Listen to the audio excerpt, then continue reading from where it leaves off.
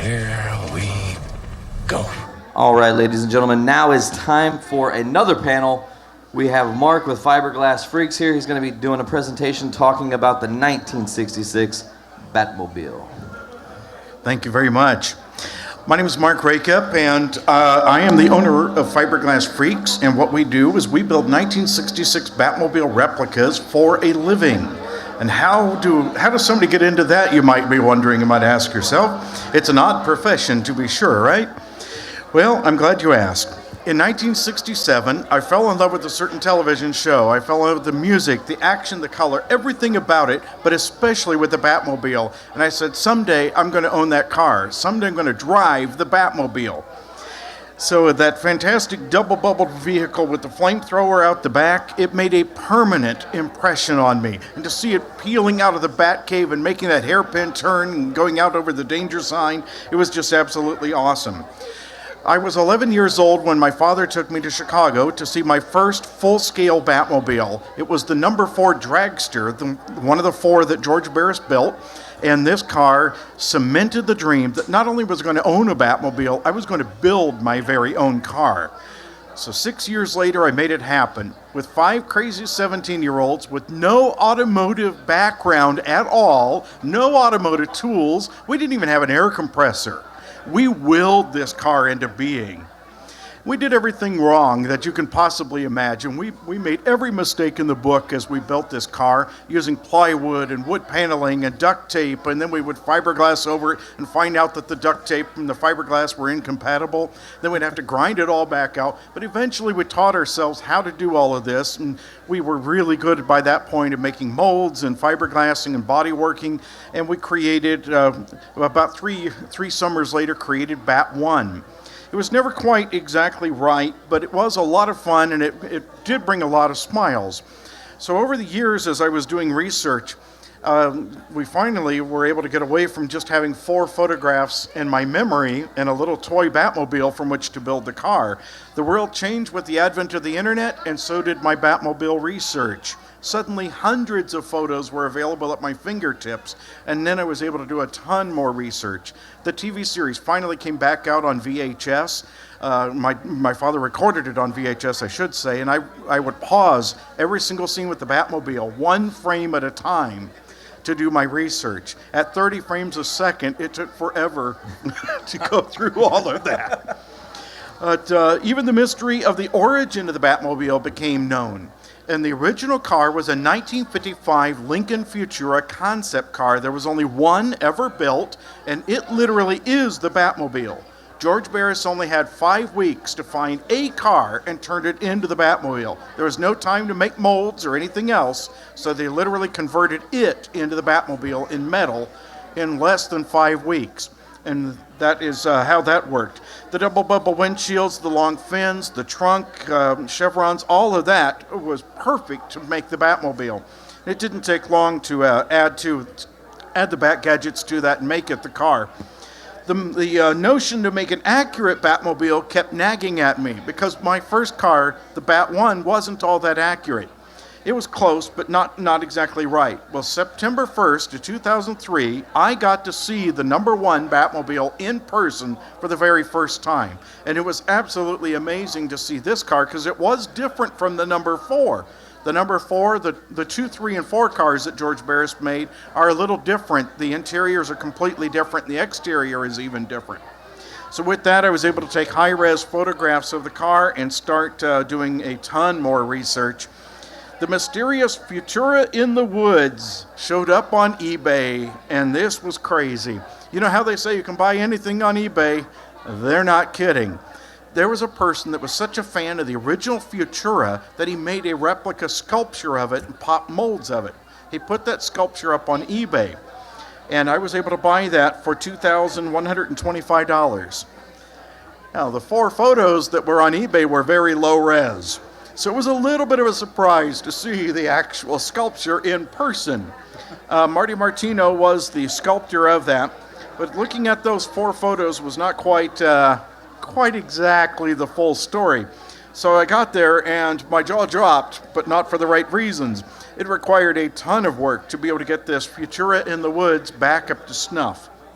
I had to fill in all the missing pieces by carving in styrofoam and urethane foam into shape and fiberglassing over those.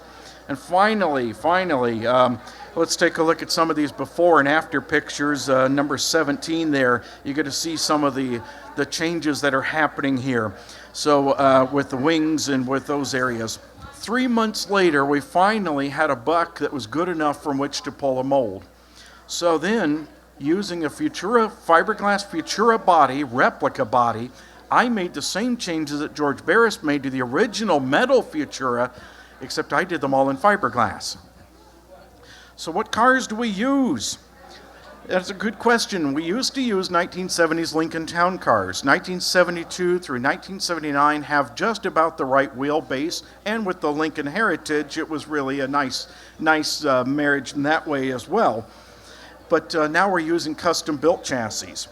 But for the time being, for these photos, we take everything apart, we sandblast and powder coat the frames, we reassemble everything with brand new steering and brand new brakes, brand new suspension, and we install all of these items, and a brand new wiring harness is put throughout the car. We modify the floor pan considerably as well to widen the transmission tunnel and make room for the bat phone. We modify the bottom of it as well. And we offer our customers a choice of whether to go with the GM engine or with the Ford engine. We can take care of them either way. Our craziest car was a 702 horsepower Ford 460 bored out to a 514 stroker. When we started that engine, it shook the building. It was absolutely crazy. Right now we're building our first LS3 engine with 525 horsepower, so I'm really excited about that. Using our 22-piece mold, we make each quarter panel and then we bolt the mold together. And then we're able to do the seams. While the body is upside down, we'll glass in the steel pieces that we'll later be able to weld to and make all of that happen. The bottom half of the car then is body worked from the flare to the bottom while the car body is still upside down in the mold. And here's the fiberglass body in slide number 33, ready to mount to the chassis. We suspend the body using electric winches on 2 A-frames, then we lower that down, and then we weld in stilts inside out of 1-inch square tubing. There's quite a bit of 1-inch square tubing to strengthen up the fiberglass bodies. Then after the body is mounted, that's when we cut off all of the flashing. We get into mounting the hood, the trunk, and the doors, and start adding some of the bat gadgets, and that's when the real excitement begins. Like the triple rocket tubes, the rocket exhaust tube. And shortly after that, we're working with the firewall, putting that in place, making the engine apron walls, make the trunk walls out of steel. And as we begin fitting the bat gadgets, like the gear shift indicator lights and the turn indicator lights, those were straight out of the Futura.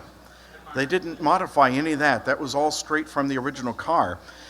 Now, we also use a 1958 Edsel speedometer in the dash top. And a 1958 speedometer is what George Barris used in place of the compass that was on the original Futura on his number 2, 3, and 4 cars, and I thought it was a perfect answer for that.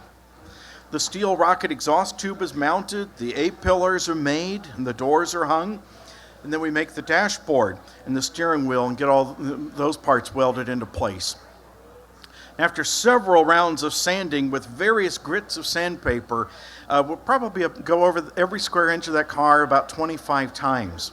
Now this car is absolutely massive. It's 18 feet 10 inches long and it's 84 inches wide. That's about 3 times the square footage of a Corvette, just to give you a comparison. So after several rounds of sanding, getting into the finer grits, we wet sand the car, and then finally we're able to paint it. We paint the striping first, mask off the stripes, and then paint the black next. Then after that, we unmask, fix any of the problems back and forth on the stripe, with whether it's in the black or whether it's in the red, and then we move into clear coat.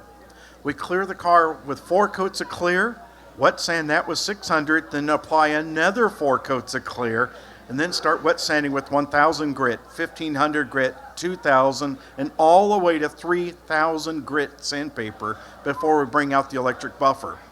This makes all the difference in the world of removing all the surface imperfections. Want to get rid of all the ripples and, of course, any dirt nibs and things like that that are in it. Those are all nibbed out. And then it's just a blast as we get into final assembly. Now, you may have heard a rumor that a Batmobile might have been here today. We're just about 3 weeks shy of having a completed car for you, so my apologies on that, but oh my goodness, is it exciting when a car comes into this stage of completion. Because we're putting things on for the final time. It's not just being test fit, it's final fitment, and that is awesome. When driving the Batmobile, and as I said, I built my first car way back in 1983. I've been driving a Batmobile now for many, many years, and I can tell you, it is awesome. There is no better car to drive on the road, whether it's on your city street, whether it is on a highway. I drove a car all the way to Chicago for Chicago Comic-Con from Logansport, Indiana, where we're based out of, and that was insane on the Dan Ryan. As 6 lanes of traffic and people are leaning out of their van doors to take photos. Like, no, get back in the van, please be safe.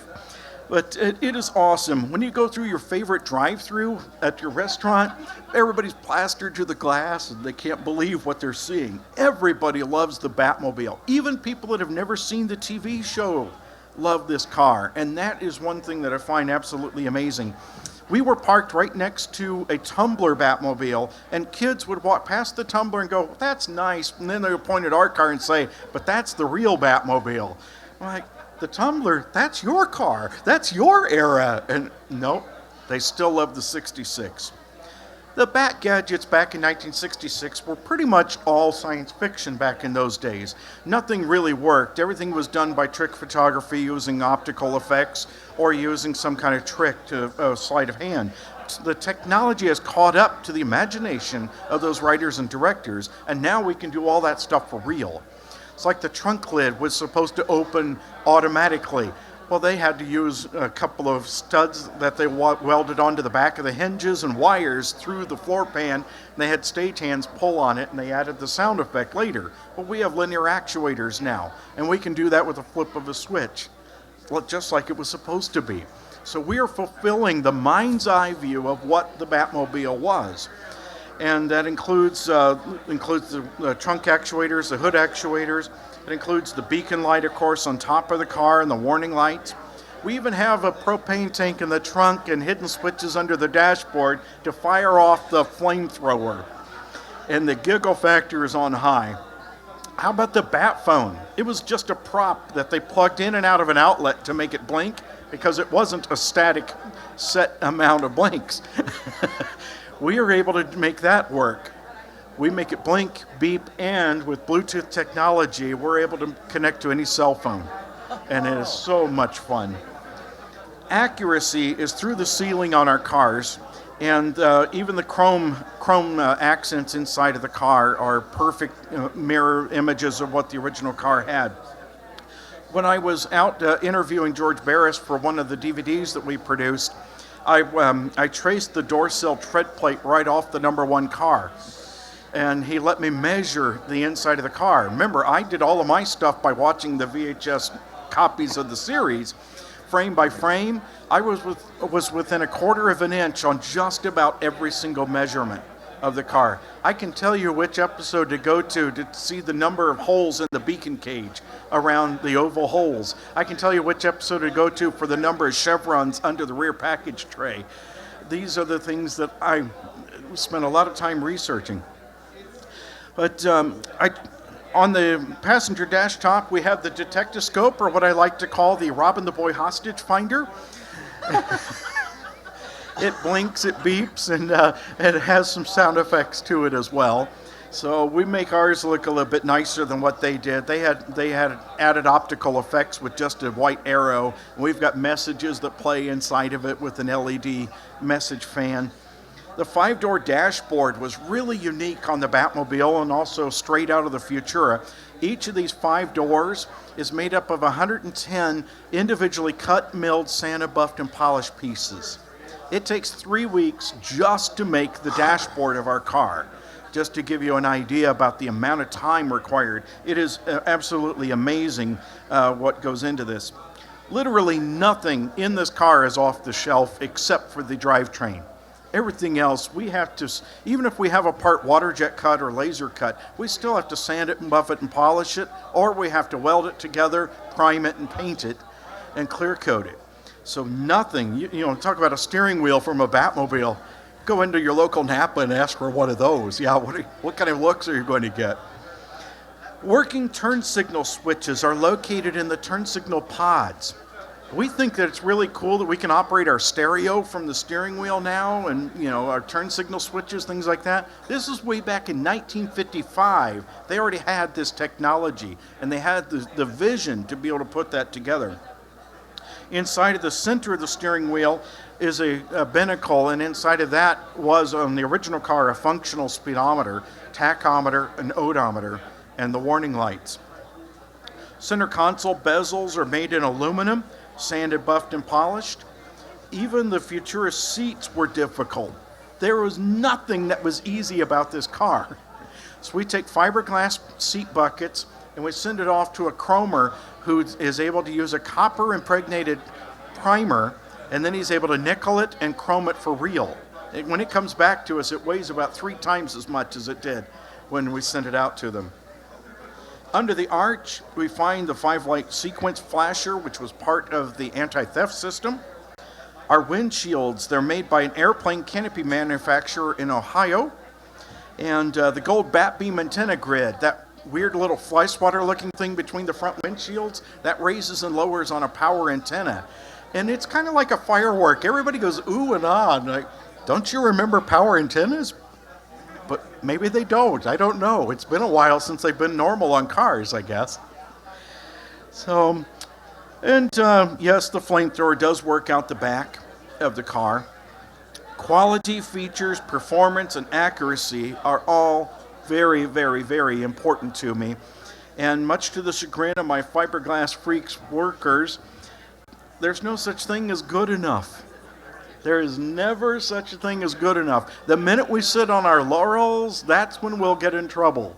So we're always innovating. We're always trying to strengthen the car to make it better, faster, stronger, and all at the same time, or add more features.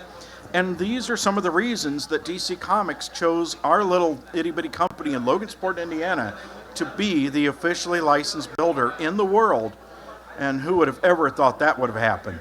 Yes, I do a lot of this. A lot of this.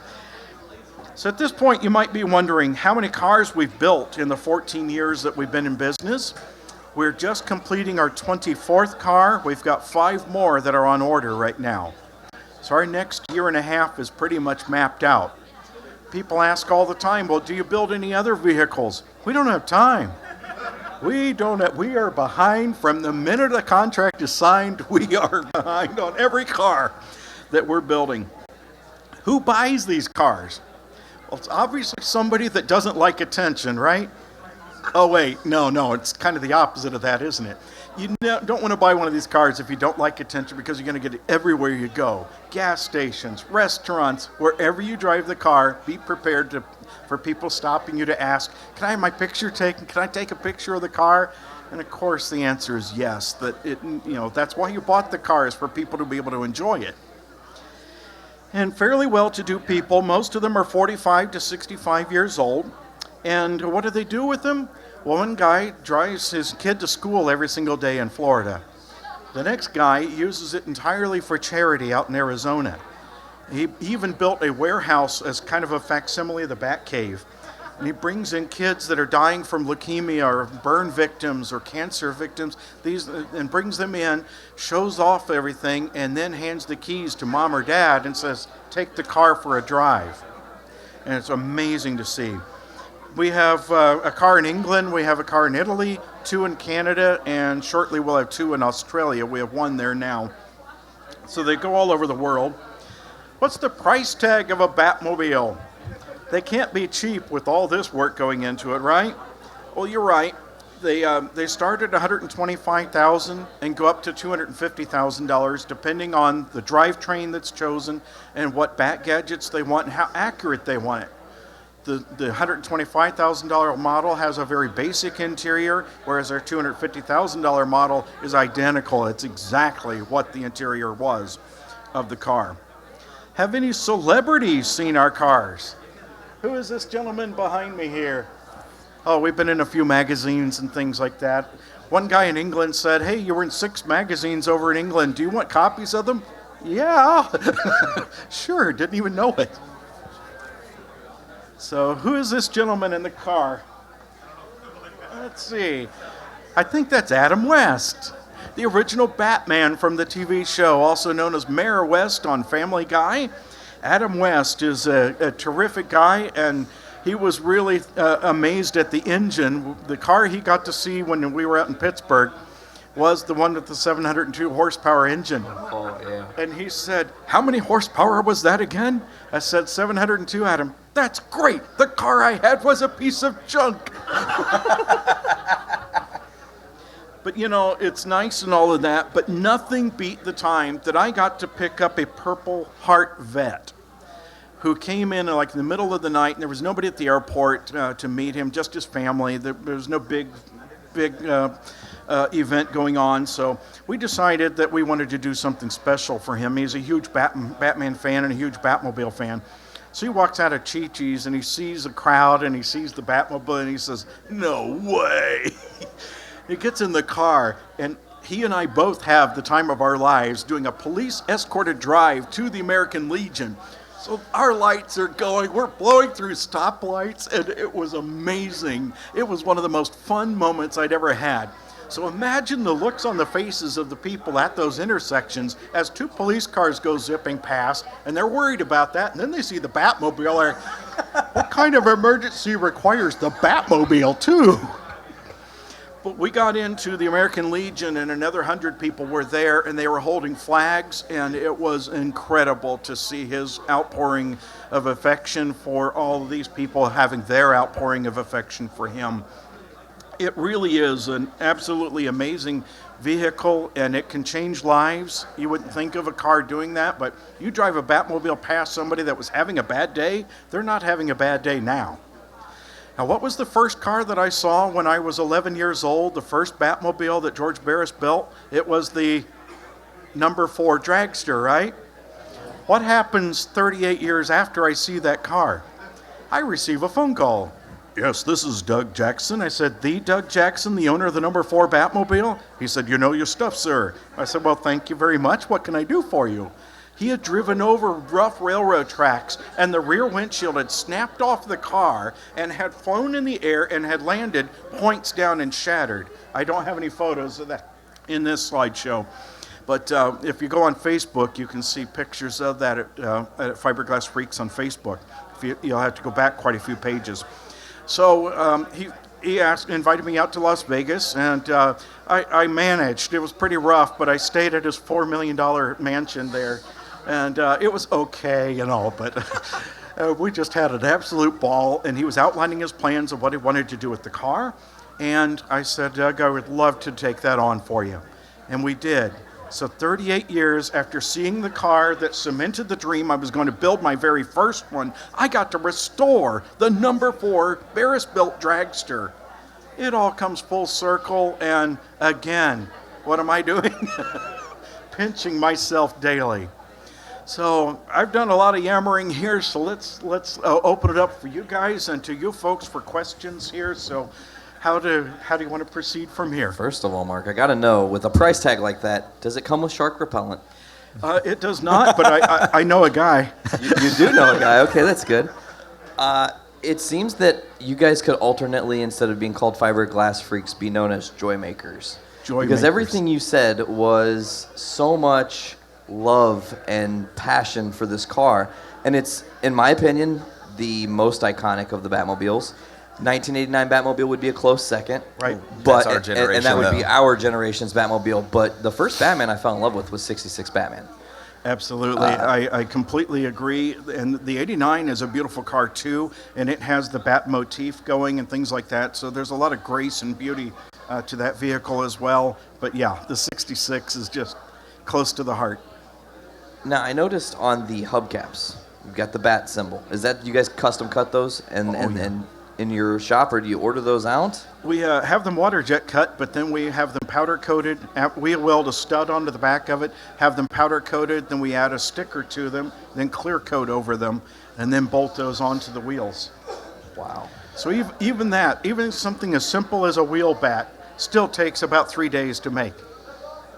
Yeah, they look incredible. Obviously, they are like exact replicas. You guys keep evolving them.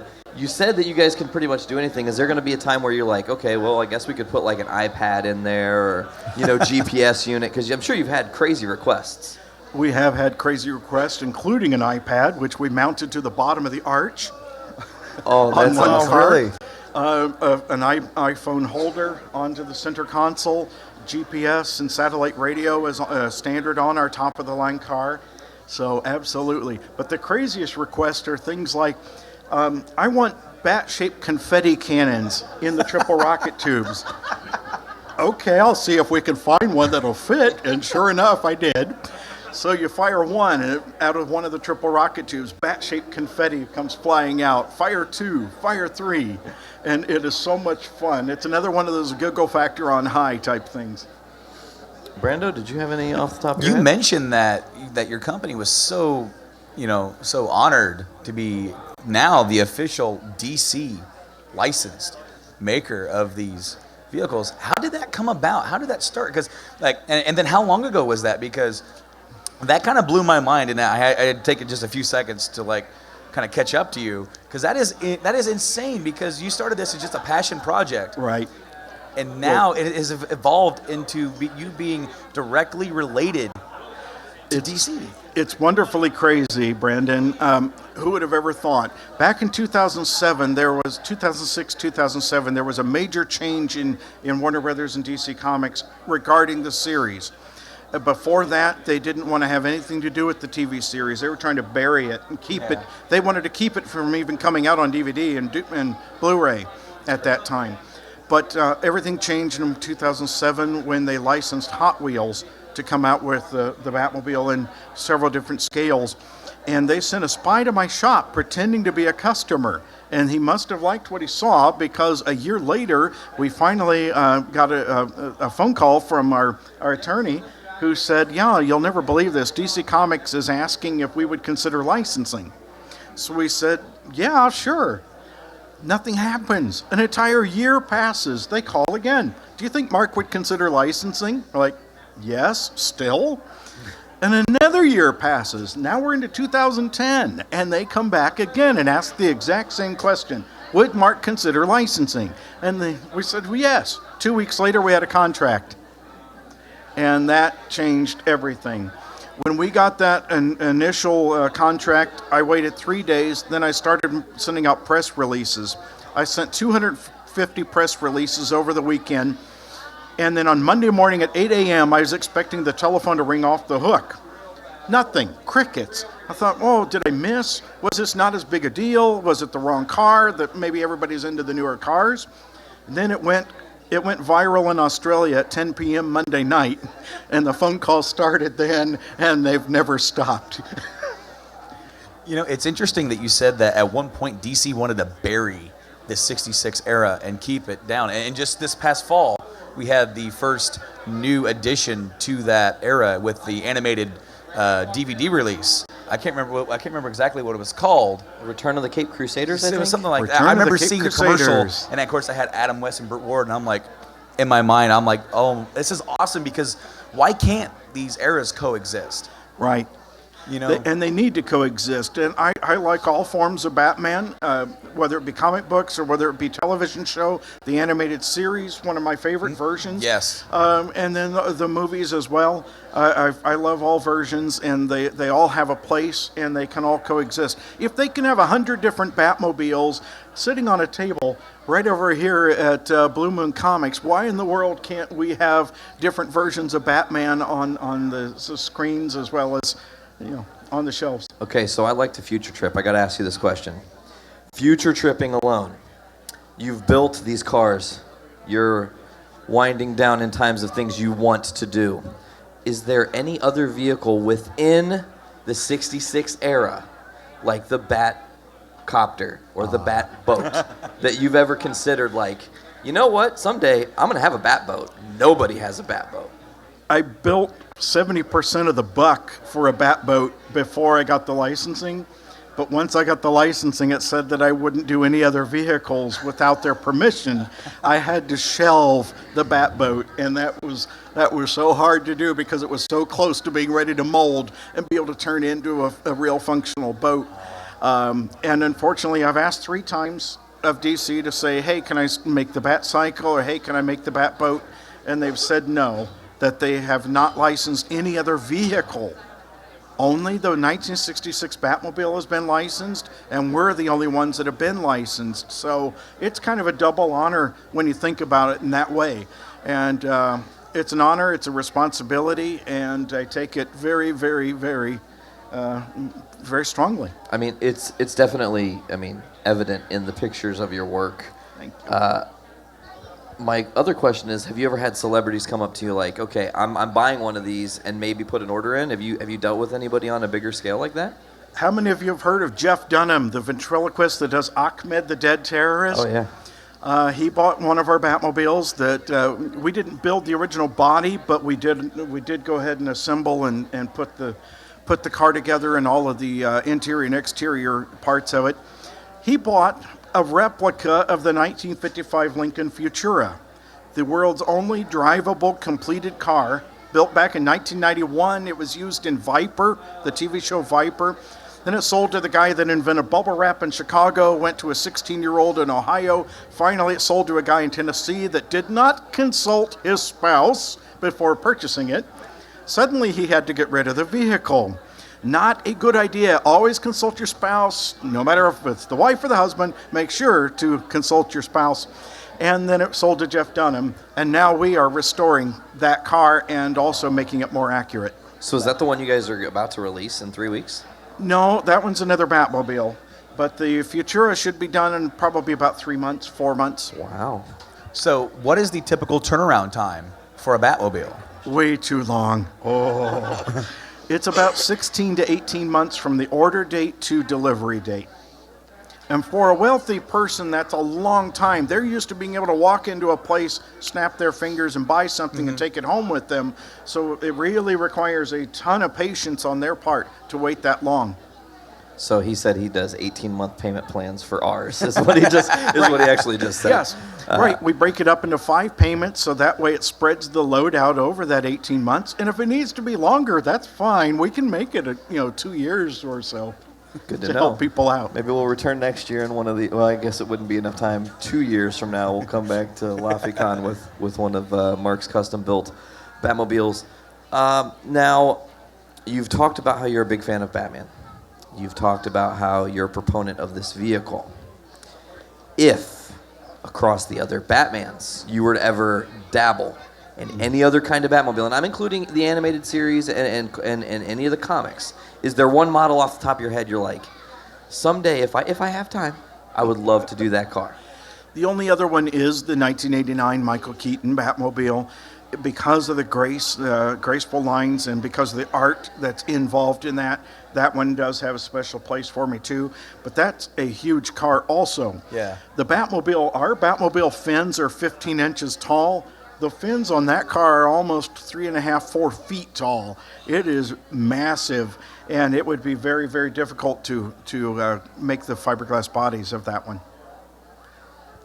Are there any other questions from those here and in the audience here? We would love any questions, and of course Mark will answer them for you. We're wrapping up this panel here. It has been it's been a real mind blow. Yeah, for real. To sit here, I think I have the best seat in the house.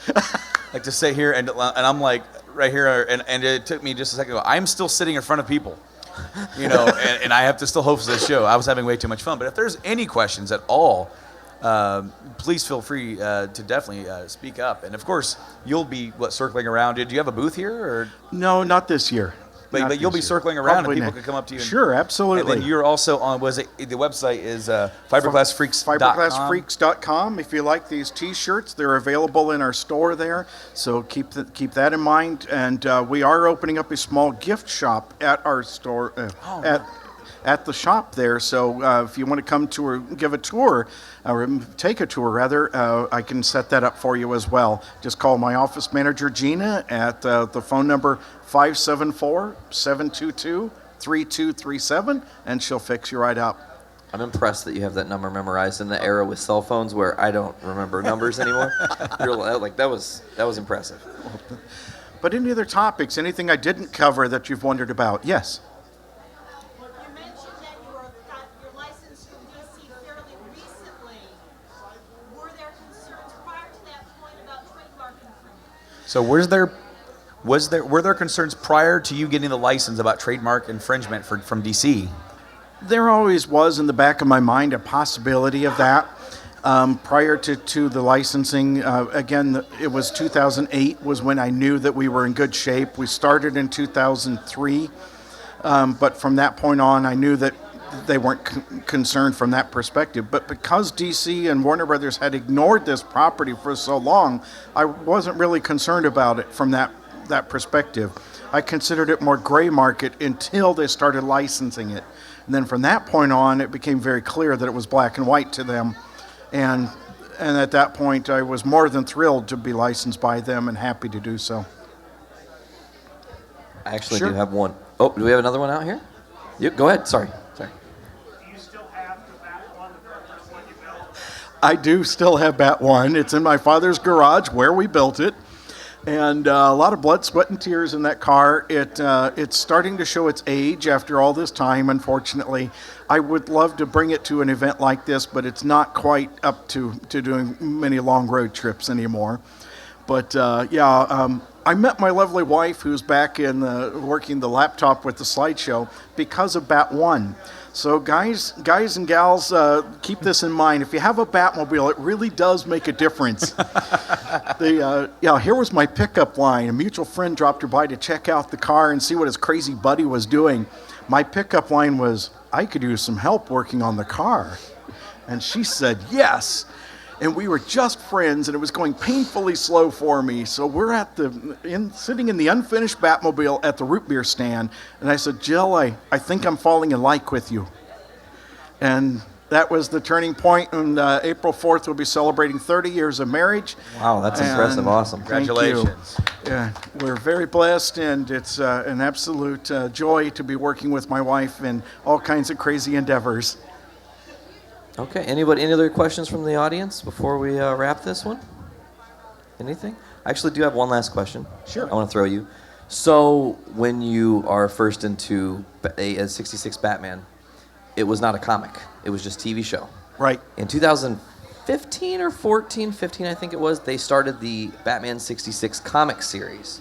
Have you perused those any and been like, that's inaccurate, they didn't draw that right, you know? Unfortunately, yes. Everything in artwork or models or anything, that all started back when I was 11, by the way, looking at the car in Chicago. I could tell by looking at the photos of the real #1 car and having watched the show, and then I'm looking at this replica car, even though it was built by George Barris, even though it was molded right off the #1, I'm sitting there looking, the beacon cage isn't right, the dashboard should be silver, and the rear antenna is wrong. What's going on here? So it started way early. But it's that attention to detail that makes like what you do like so like amazing. A cut above the rest, I yeah, think. Thank you. And that's why they definitely went to you. Thank you. That's gotta be. I mean, someone with your eye, with something that you've been so passionate about, it definitely bleeds into your work. Definitely. Well said, Brando. Well, Mark, I want to thank you for coming on the panel Sure. today. I don't know, what's our time, Brando? We're good on time, so if anybody else has any questions, I'm happy to answer them. Yeah, sure. Just waiting, no? Any other thoughts? Anything about the TV show itself? Sure, fire away. You mentioned meeting Adam West. Have any of the other stars from the 66 series seen the Batmobile? They sure have. Adam West and Burt Ward both have. We've actually worked with both of them at different events, different comic book shows. That's been a lot of fun. Burt recognizes me on sight now, and so does his agent. Andrew. Adam doesn't, but his agent, who unfortunately just passed away, Fred Westbrook just passed away, but he would be the one to say, Adam, this is Mark. He's on the DVD with you. Oh, yes, it's great to see you again, Mark. And it's a lot of fun. But Julie Newmar saw a photo of one, and so did Yvonne Craig, and they signed posters and things like that. It's too bad that Yvonne has left us as well to the great Bat Cave in the Sky. But it's a blast working with these folks. It's just they're all good people and just a ton of fun. If you get a chance to go see them, Adam is not getting any younger. At 87, he's about ready to retire. So if you're looking to meet him, go do it now while you still can. He could pull the plug at any moment and say, I'm retired. But good people and a lot of fun, and they really appreciate the fans very, very much. And that's something that's really nice and really rare out there. All right. Well, I think that is going to conclude our time here today. And of course, if anybody has any questions, they can see you cruising around and visit your website at fiberglassfreaks.com. Fiberglassfreaks.com. We're on Facebook and also on YouTube, about 20 different YouTube videos. So if you want to see a little bit more of what we do and how we do it, you can check that out. I know what I'm doing during break. That's One what I of was thinking. our videos is called Holy Double Vision, where you get to see two Batmobiles out on the highway together. And that's a blast. And Batmobile Delivery Day was another crazy one, too. So thank you so much for your attention. I hope you enjoyed the panel. And come check us out when you can. To the Batmobile. Let's go. Thanks, Mark. Thanks again. That was awesome. So I need your address Okay. for the shop because I do minimalistic art. Okay. And I would love to do a spray of that. Sure. Just the shirt this time. What I'll do is it'll literally look exactly like your design color. Okay. So then I'll send it to you on canvas.